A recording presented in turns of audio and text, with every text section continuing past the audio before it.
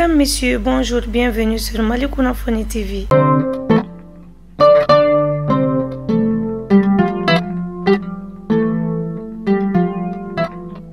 Ce dimanche 21 mai 2023, c'était la cérémonie du sacrifice du 40e jour du décès du père du président de la transition, le colonel Assimi Goïta. Des prières et bénédictions ont été faites pour le repos éternel de l'âme du défunt, le capitaine Bakary Goïta.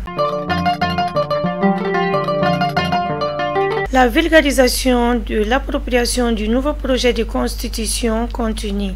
Le ministre des Affaires étrangères et de la coopération internationale, M. Abdoulaye Diop, et M.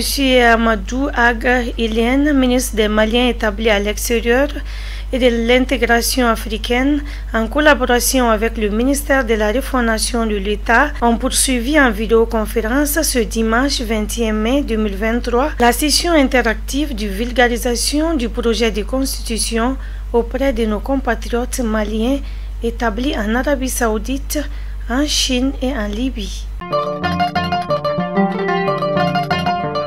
Après Bougouni Keïta, c'est au tour de Diema. Le ministre de la Défense et des anciens combattants, le colonel Sadio Kamara, a posé la première pierre du camp militaire de Diema dans la région du Nioro du Sahel. Ce camp habitera dans quelques mois les forces du 44e régiment d'artillerie et répondra parfaitement aux attentes de la population locale, notamment le renforcement de la sécurité sur l'axe Kati-Diema, Diema-Nioro du Sahel, Diema-Kaï, Diema, frontière de la Mauritanie.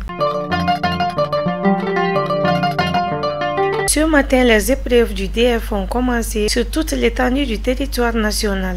Bonne chance à tous les candidats. L'autorité indépendante de gestion des élections poursuit les préparatifs du référendum du 18 juin 2023. C'est la fin de ce flash d'information. Merci de l'avoir suivi.